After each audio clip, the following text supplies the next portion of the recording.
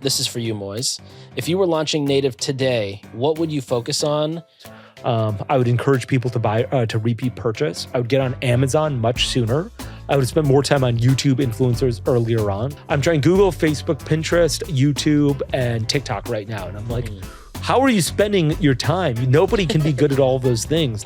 You want to be good at one of those and try and make that work. Right. With higher ticket items, you have to like create your own audience and you have to create a problem.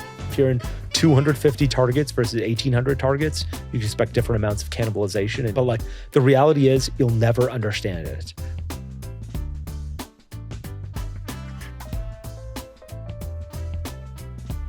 Smart operators know that actively managing cash flow is a real unlock to increase profits. Highbeam is a banking platform built to help brands do just this. Learn how Highbeam automatically saves brands thousands of dollars through its high-yield accounts, lines of credit, and cashback cards with a personalized savings estimate at highbeam.co/limited supply. Okay, Nick, this is going to be a Q&A episode partially, but I think there's one thing you want to get to as well. Yeah, I just wanted to explain one thing at the beginning because I think a lot of people will benefit from it. And then, and then we've got about 9 really good questions. Okay, yeah, I haven't looked at any of the questions per your requirements, so I'm excited to see what they are.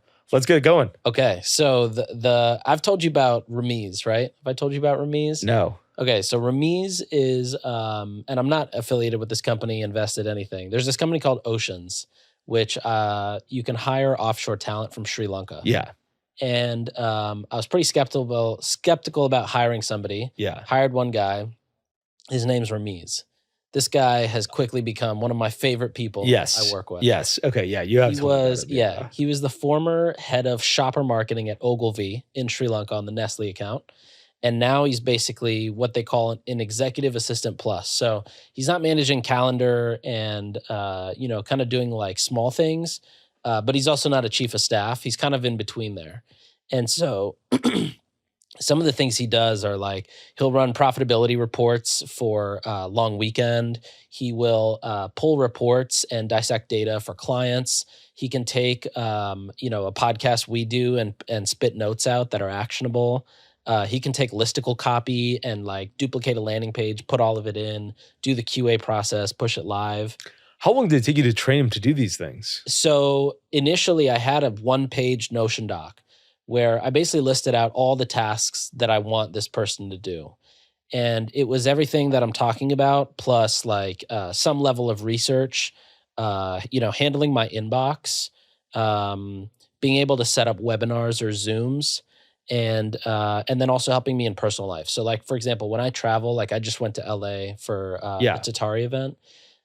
He will basically give me a Notion doc with the hotel I'm staying at, the car rental, who to call if like the bus doesn't arrive to pick me up from the airport for the car rental.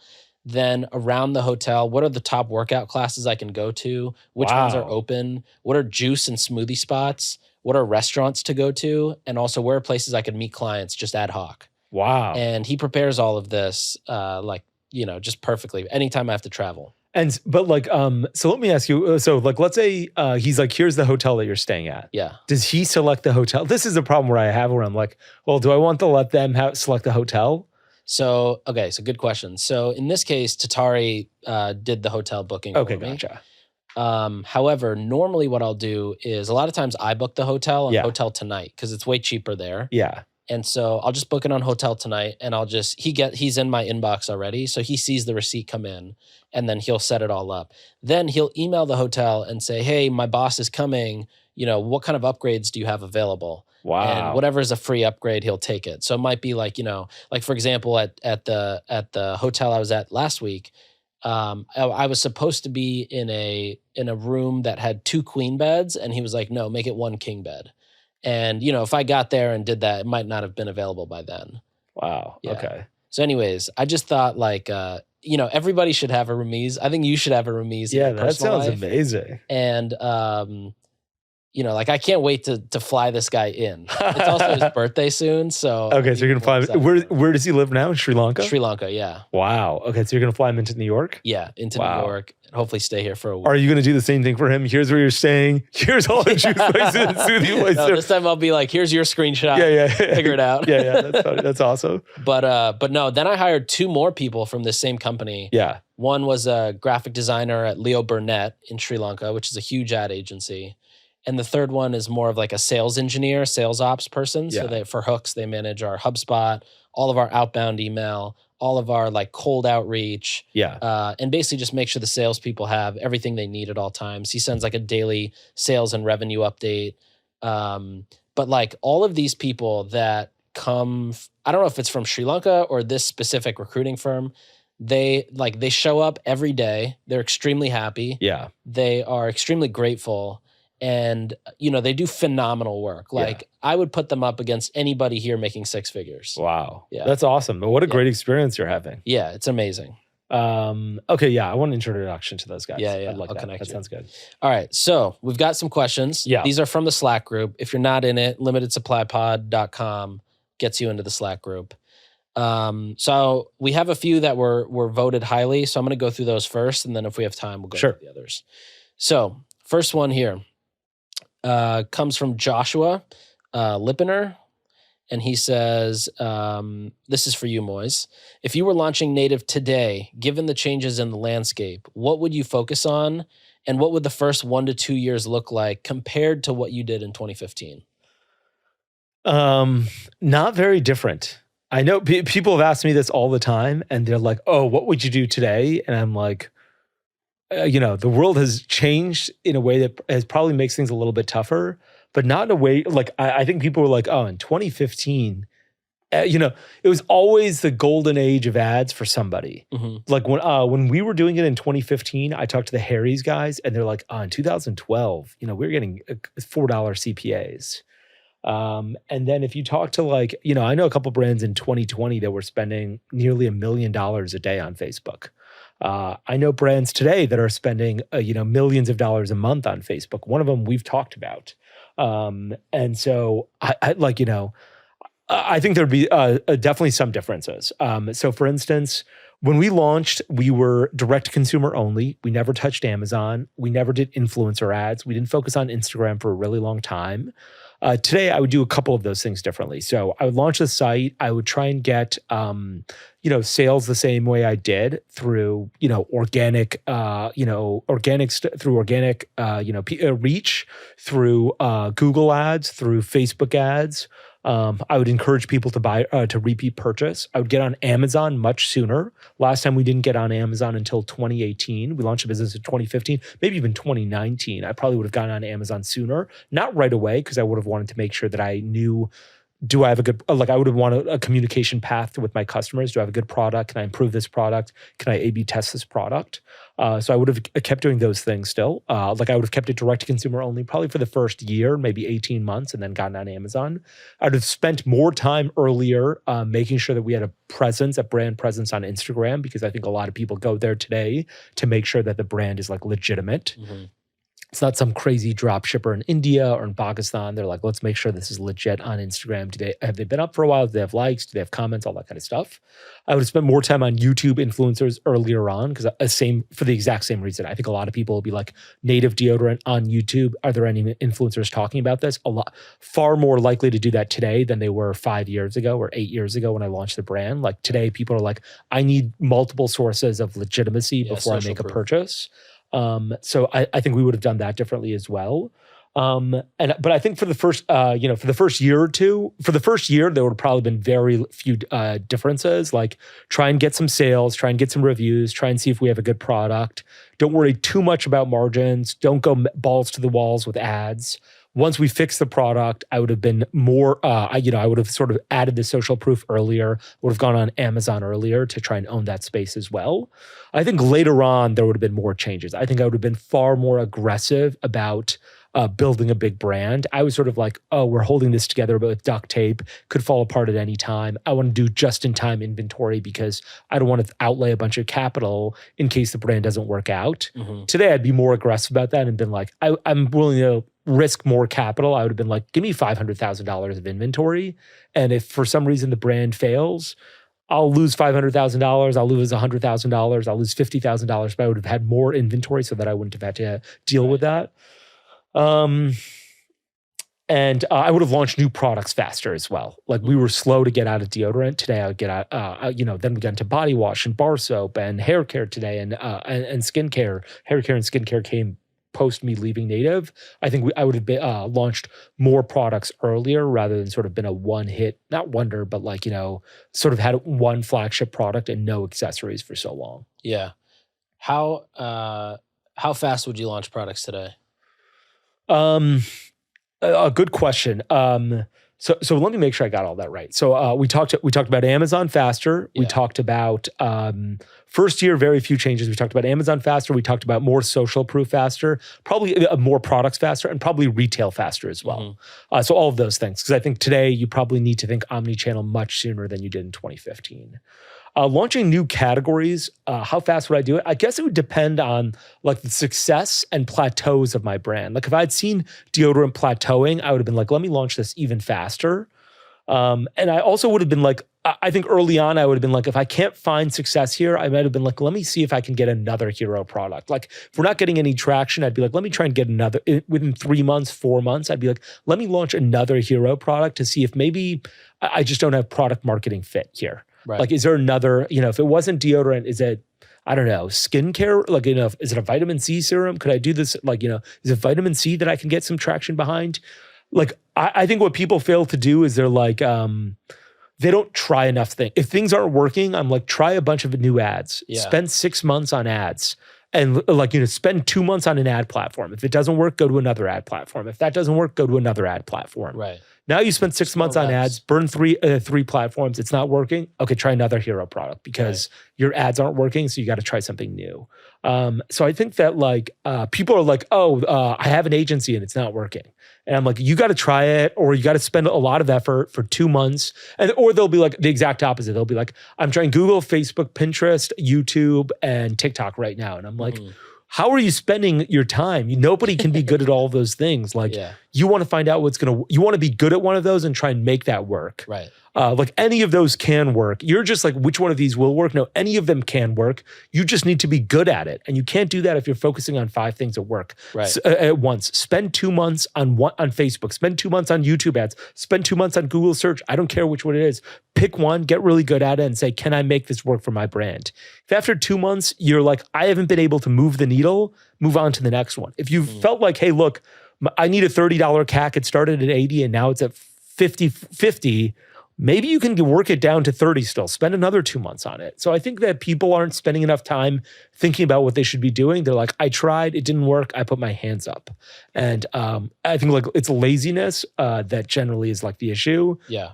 Instead of being like, I need to wake up every day and be like, my ad didn't work, I got to try this again tomorrow. My ad didn't work, I got to try it again tomorrow. Right. 60 days of that before you're like, I got to try a new platform now. It's a lot of energy and effort to make that kind of stuff work. Yeah. Makes sense. What would you do if you were starting, like if you'd started, like, how do you think brands have changed between 2015 and today in terms of launch? Well, I think the main one that I was thinking of was social proof. Like you have to have a ton of social proof to even like dip your toe in the water. A brand that has the best landing page with amazing photography. Photography might be different, but if you have the best landing page, the best product, but you have no social proof, it's really tough. It's really tough to get sales. And like we've even had a couple clients at Hooks where we'll build them a great page, but they're not able to get sales because the second you Google the company name, like nothing comes up. And that's pretty much the first thing people do. Yeah. Whereas if you are, and you can be pretty scrappy about it too, if you're going out and getting bloggers to talk about it or people just to post about it on TikTok, sending product to friends and family for reviews, you can get a decent amount of social proof without trying that much in the first 30 days. And then you turn, and then I think the other thing is you have to sort of figure out what is your messaging strategy before you start blasting it on social or on paid.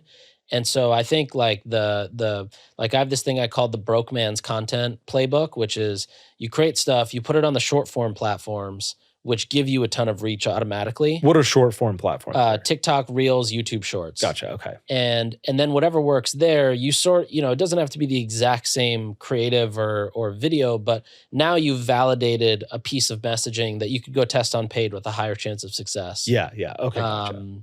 So I think that's also different. And yeah, I really think social proof is like a huge piece of it. Yeah.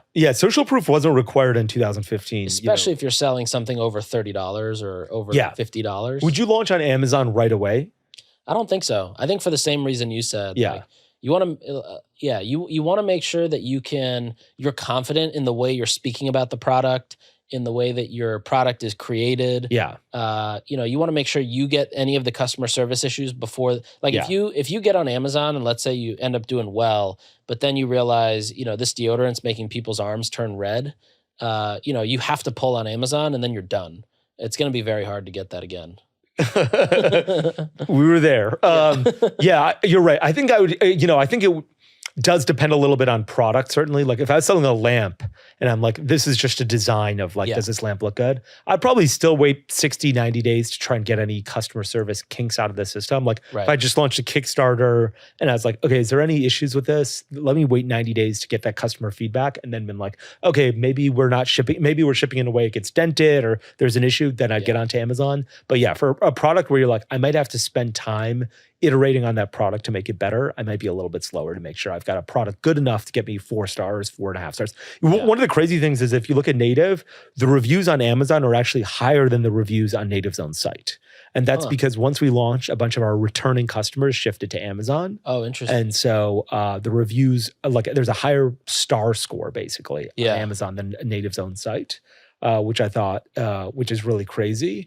But like, that also helps. If you've got a bunch of people who really love your product, and then you like move them to Amazon, you'll do a good job of like getting really good high quality reviews and like favorable reviews early on in a way that's very white hat. Totally. Yeah, that's a good point.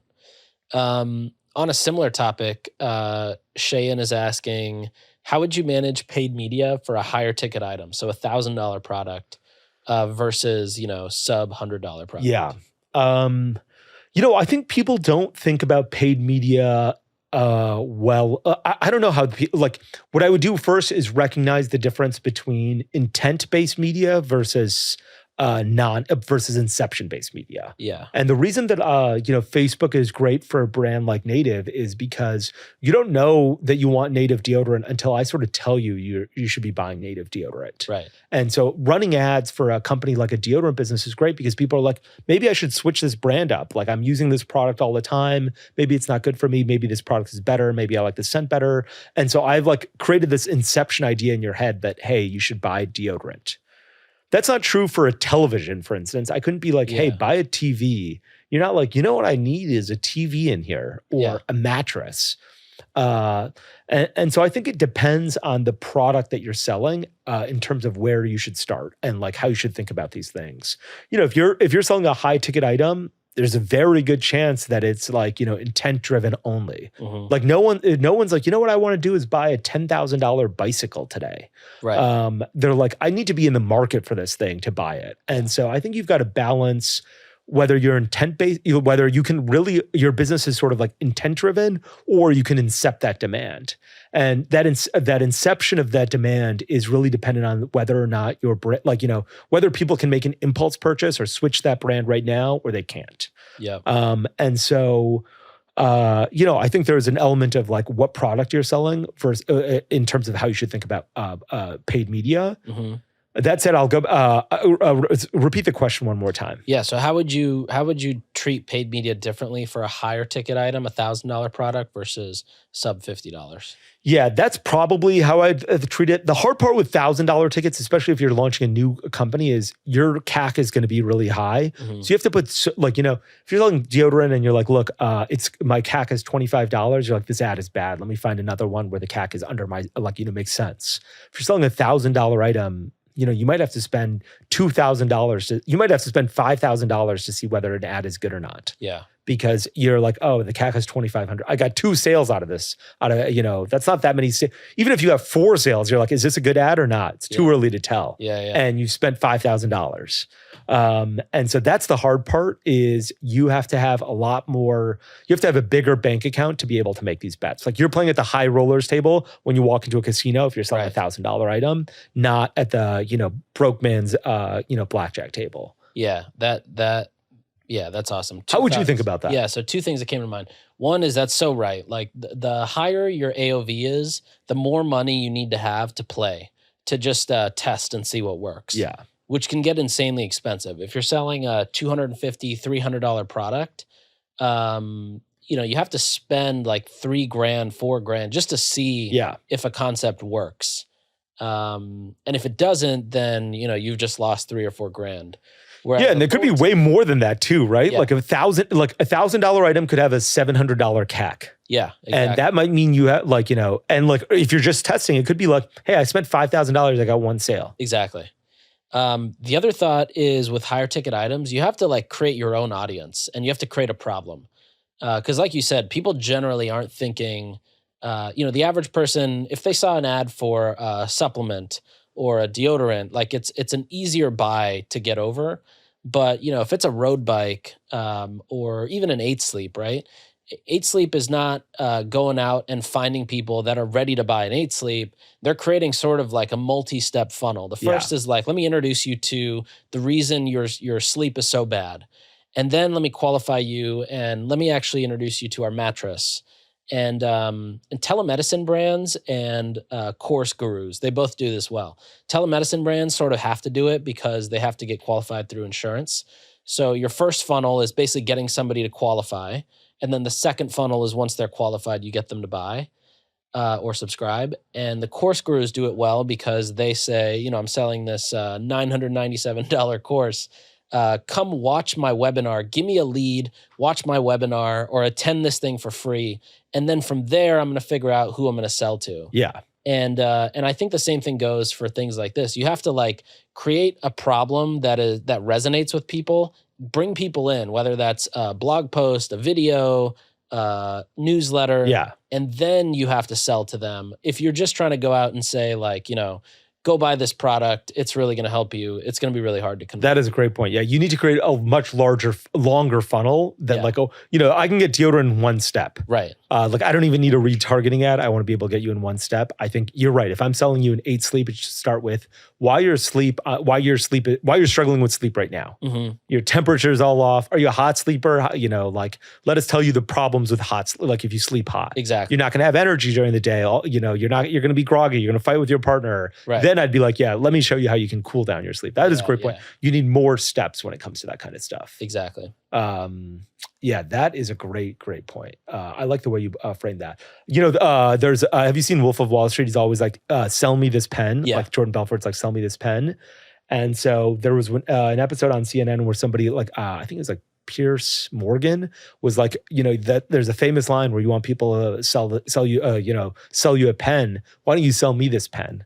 And so Jordan's like, the real Jordan's like, the first thing I'll do is say, are you in the market for a pen? And if you're not, he's like, okay, have a nice day. He like qualifies them right away. Yeah. And he's like, are you in the market? Great. Then let me sell it to you. Right. If you're not in the market, what the hell is the point? Yeah. Why are we? And so you like here, you're sort of creating that demand for getting somebody in the market because you have a much longer funnel with $1,000 CAC or with $1,000 AOV. We used to do this at Hint where we would so we use Quantcast Measure on our site. We could see the interests of our audience or of our site visitors. And then we would create like blog article content on another site called The Quench. We would drive traffic there for, 3 to 5 cents per click. And then people who came there that we would retarget had the lowest CAC, like I think sub $15 CAC. And when you targeted people to go to the Quench, did you use like cost? Did you say like my goal is just view content, or did exactly? Okay, gotcha. Yeah. Okay. Yeah. Still as a conversions campaign. Yeah. Just the event was view Got it. So yeah, anyways. I love Highbeam for how simple they make it for brands to get a banking line of credit. If your brand makes over $1 million in revenue, you should never take a fixed fee merchant cash advance. A banking line of credit is a much better option because of its flat APR and flexible payment terms. Smart operators know that actively managing cash flow is a real unlock to increase profits. Highbeam is a banking platform built to help brands do just this. Learn how Highbeam automatically saves brands thousands of dollars through high-yield accounts, lines of credit, and cashback cards with a personalized savings estimate at highbeam.co/limited supply. All right, next question is from Terrence. Terrence says, provide a simple data, this is a lot for a podcast answer, provide a simple data-driven playbook for scaling a brand to 1 million, 5 million, and $10 million using frameworks, KPIs, metrics, and benchmarks. I don't understand that question other than, let me tell you how to scale brand. Yeah. Find, almost always you need to find a scalable acquisition channel. There are exceptions to this. I'm not sure if you've seen this in the last couple days. Deion Sanders has been running Blenders. Yep. Blenders was acquired, by the way, in 2019 by some private equity group, I think. Deion Sanders, and I think yesterday they did like $1.2 million in sales for Blenders just yesterday, and that's great. That is amazing and hard to do. So one is get Deion Sanders. That's everything. But I think more likely, you've got to find scalable acquisition channels. And so when I was running ads for Facebook, the things that I would look at on a daily basis, and I actually shared this in the Slack channel, is I'd say, what was my spend? How many orders did I get from a UTM parameter basis? What was my CAC? What were the dollars derived from these UTMs? And then what was my ROAS based on that? So I think let me break that down a little bit more. My number one goal was, what is my CPA? What is my cost per acquisition here? That's really what I cared about. Then I cared about what is return on ad spend. A lot of people will say I spent $1,000 and I did $5,000 in revenue, so I have a 5x ROAS. Well, it turns out that $3,000 of your revenue or $4,000 of your revenue is from returning customers and $1,000 is from new. Yeah, that's your ROAS is 1, not 5. Yeah. 5 sounds great, but it's 1. Yeah. And so I think not enough people are honest with themselves of being like, okay, these ads are targeting new customers. I have to look at new customer revenue to determine my actual CAC. That is your North Star. If you're sort of in the game of, I'm going to do paid digital media to make this brand successful, CPA is your number one KPI. What was my CPA and can I increase that? Other ones get to be important after you've started your business. Like to get to $1 million, the only thing I'd look at is CPA on a daily basis. Once I was at $2.5 million, I'd say, what does my returning customer rate look like? That's how I'm going to get to maybe 5. Between 5 and 10, I'd be looking at what is my CPA and what is my returning customer rate on a cohort basis. Those would be my 2 North Stars when it comes to growing my business. Yeah. But to $1 million, the only thing I'd look at is CAC. Yeah, I would agree. I think what I tell people is, work on getting to 5K a day in revenue. That's the hardest part. Because you have no idea what's working. You're trying to figure out how to get stable to 5K. Yeah. And once you get to 5K, everything becomes easier. Definitely. Then it's just a game of all right, you've got the image, you just got to stretch it and pull it. Yeah. But getting to 5K, you're actually drawing that image that gets pulled later. Yeah, you're finding product market fit to get to 5K. Exactly. And once you get there, you're like, okay, I understand what's working. It's YouTube pre-rolls. Yeah. This one worked. Let me create 100 versions of this. Exactly. And see if I can scale it better. But to get to 5K a day, you need to figure out if YouTube pre-rolls work, Facebook works, TikTok works, or nothing works. Yeah. And then so you have to figure out the channel and also what is the hook that gets people in. And there's some brands that, their one hook will drive them their first 10 or 50 million in revenue. And then there's others that, it works in shorter sprints. But I think finding the hook is the other hard part. Like no one's going to go out and buy, another mattress, but they will buy a mattress that's going to help them be more energized during the day. Definitely. Yeah. For our deodorant, when we were launching Native, I was like, what is this thing that's going to work? Is it fragrance? Right. Is it aluminum free? Is it paraben free? Is it what here is the thing that people care about? Right. And it turned out for women, it was we care about, aluminum free. It was obviously clear there was aluminum free, but also initially when we launched, I was like, I launched a business earlier and I was like, it's all men that bought from me. I was like, men are going to be my customers here. I'm selling this deodorant to men. And in general, men had purchased deodorant in far greater quantities than women had pre-native. Yeah. And then as soon as we launched, I made all these hooks for men. Smells great. You're already used to aluminum free, so I didn't think you'd care. Mm-hmm. And then it turned out once we advertised to women, they're like, oh yeah, this is what we care. Like I realized the hook was women and aluminum free, not men and good fragrance. Yeah. And so we just tested, hooks until we got there. And I think that's right. Once you get to 5K a day, you understand what the hook looks like. Yeah. Awesome. All right. Next question is from Jeremy. Jeremy says, you guys have talked a few times about reviewing landing pages in Clarity, which is similar to Hotjar. I'd like to hear more details on what kind of user behavior you look for. Simply put, how do you iterate and improve on a landing page? Wow, I think you're going to know this way better than I do. Do you want to take a stab first? Yeah, I asked Nick Sharma. I text him. Yeah. So basically, in Clarity, and I don't know if you can do this in Hotjar, but I know definitely in Clarity, which is Microsoft's Hotjar. Free version. Free. You can look at four main things. One is user heat maps. One is user scroll depth maps. So it's just like you see the page, you can see it going from red to green. Yeah. And then the third is user session recordings. So you can literally see somebody's mouse and interaction with the page. And then the fourth one is dead clicks. And dead clicks is basically, and there's a fifth one, which is kind of like dead clicks, which is rage clicks. So dead clicks are people clicking things that don't lead to anything, but they think it leads to something. And you want to look for concentrations of those because you're probably just linking a review star or a product title, a product image. You can see all four of those in Hotjar, by the way. Oh, okay, great. And then with rage clicks, it's like people who really think there's something there, but it's just not working. Yeah, okay. So they it's click the usually same spot 5 times. Yeah, it's usually like a button's broken or something like that. So the scroll depth ones are something that you kind of scan and then, you just need to know where is scroll dropping off? Or where do people drop off?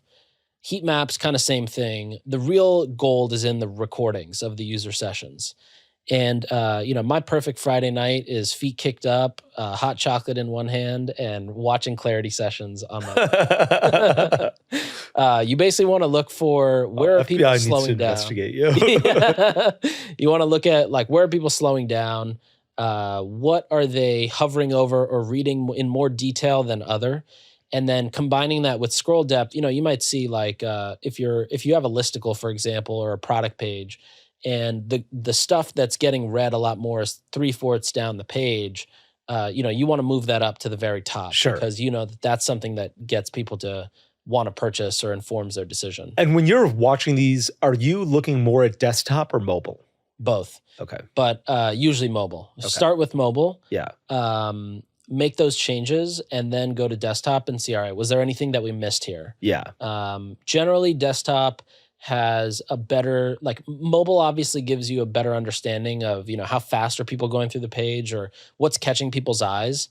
And so one thing that we do more recently now on PDPs is we make a lot more visually stimulating content blocks, things with graphs that are moving, charts, animations. Have you found that keeps people on the page longer? Yeah, because it catches their eye, so they stop scrolling. Okay. So, a comparison chart is not just checks and X's. It's got mini images or animations inside the comparison chart. Got it. Okay. And so you look for that stuff on mobile, and then on desktop, usually there's more text that gets read.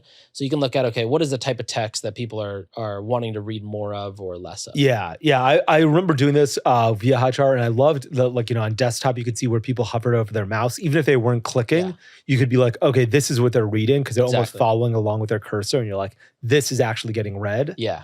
That's why I like with mobile, I was always like, okay, where do you stop scrolling? Yeah. And it is way faster than you think. Your bottom of the page, your footer, 5% of people are getting there. You got to get virtually as soon as you one scroll down on mobile drops to 50% or something. It is very, very there's so many people too who just a huge majority of people click in and then leave right away. Yeah. If you're not loading within a second, you've lost the person. Yeah. The other thing that's important to look at is if you sell multiple variants of a product, understanding what are the flavors, what are the variants that are getting the most clicks, because you want to move that to the very left or up at the top in a drop down.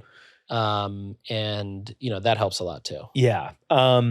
That's so interesting that you said that. First, like when coconut and vanilla became our best, like we made it the best-selling scent because it was most likely to get if you bought coconut and vanilla, you were most likely to buy again from Native. Yeah. So we just put a bestseller badge and made it our default. Nice. And it became the default and bestseller. Like it became the bestseller immediately by doing that. So I'd say also look at like trying to encourage people, if you're selling a consumable item, look at what's most likely to get somebody to buy again. Yeah. And make that item the default one, because then you're most likely to get another purchase.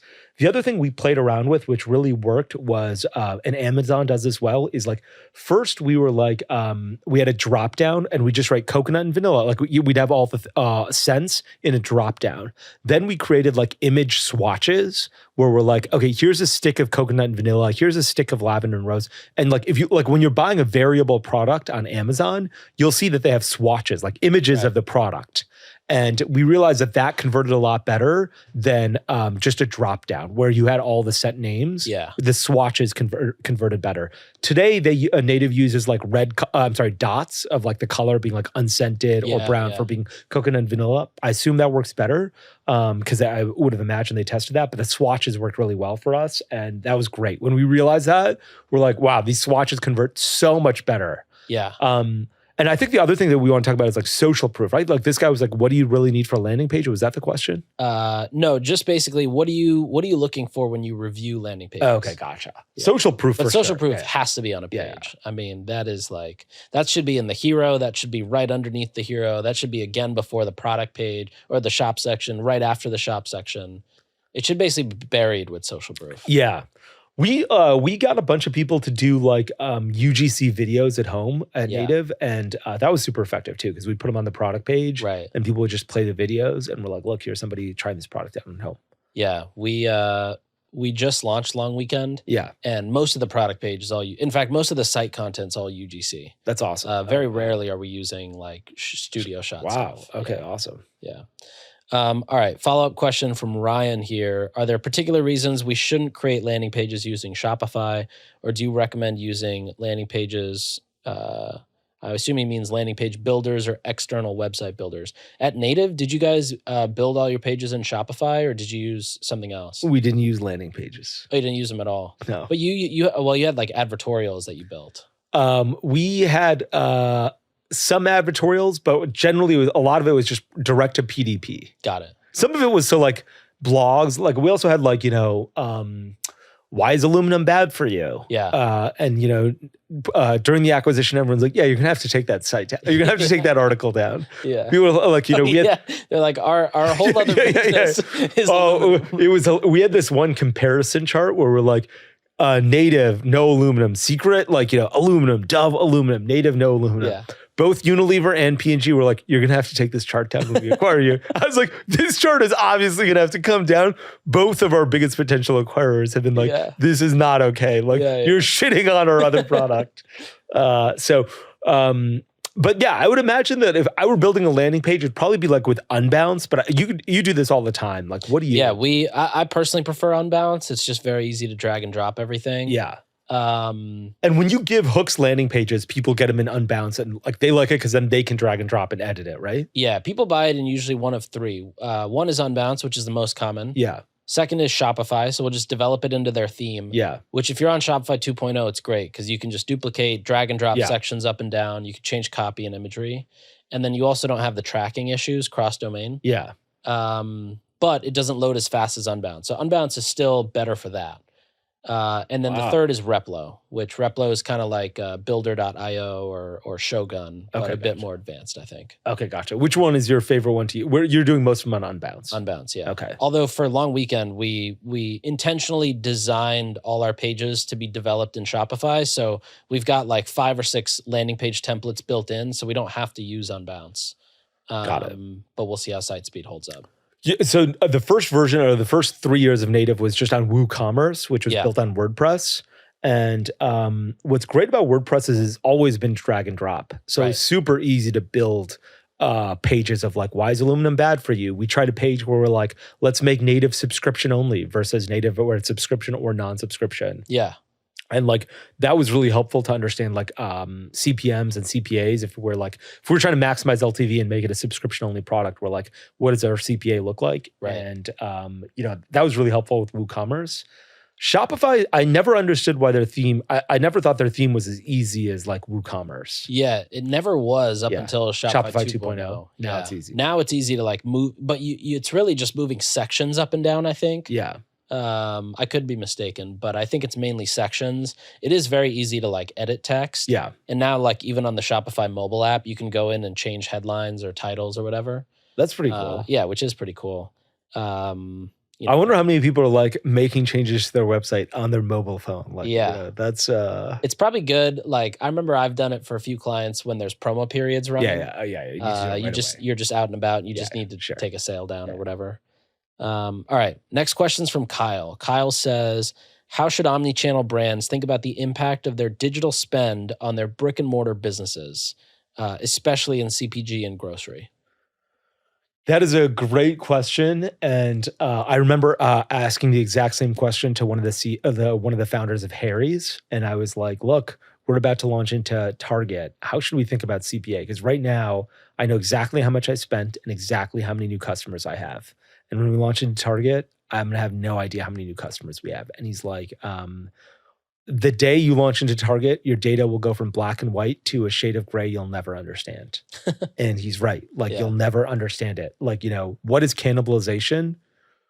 I thought it was going to be like 20. Like, the reality is it depends on, how many stores are you in? What stores are you in? What's the footprint of the store? If you're in 250 Targets versus 1,800 Targets, you expect different amounts of cannibalization and different amounts of, but like, the reality is you'll never understand it. And you can survey your customers, and that'll give you a little bit of clarity of being like, okay, how many of my existing customers went to Target to purchase again? But from a new customer ROAS perspective, it's virtually impossible to determine. There's not a good answer. I'll tell you this though, we did run a bunch of tests surrounding certain brick and mortar stores. I was inspired to do this because like the Tuft and Needle guys told me this. They're like, we ran tests in Phoenix and we're like, okay, we're going to put up a bunch of billboards in Phoenix, no billboards in like Minneapolis. And we're like, these two cities are kind of the same size or something like, maybe it wasn't those two cities, but it's something like that.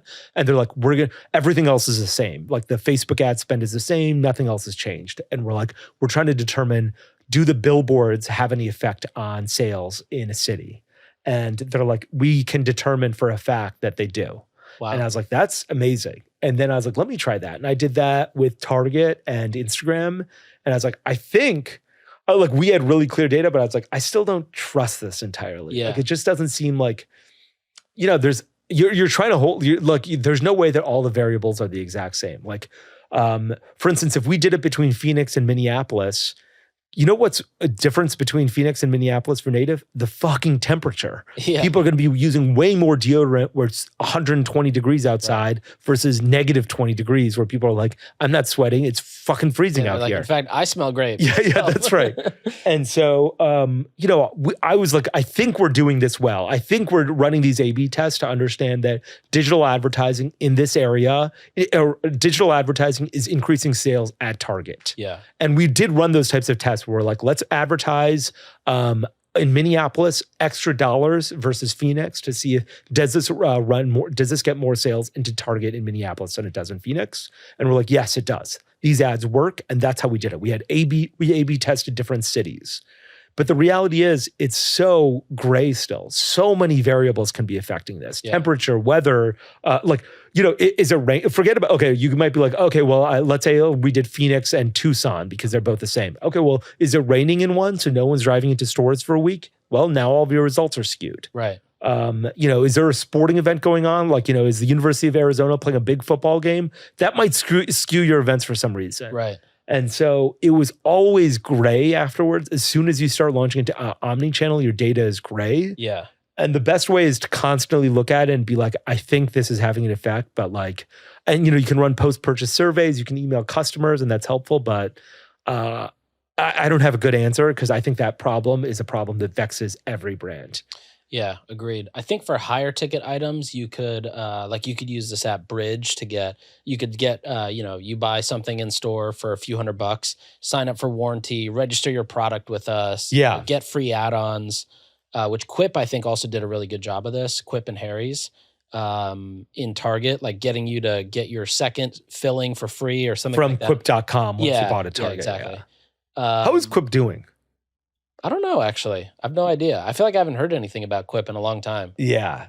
And I'm not sure if that's good or bad. I really don't know. Yeah. But I remember for a long time they had little things on every single cab in New York City. Yeah. And now Nothing. Yeah. But yeah, other than that, I think it's I feel like a lot of it too is like just gut feeling. Yeah. Like you spend the money, you look at your reports on sell through and you're like, all right, well, this kind of happened 2 weeks after I increased spend here. So maybe that's correlated.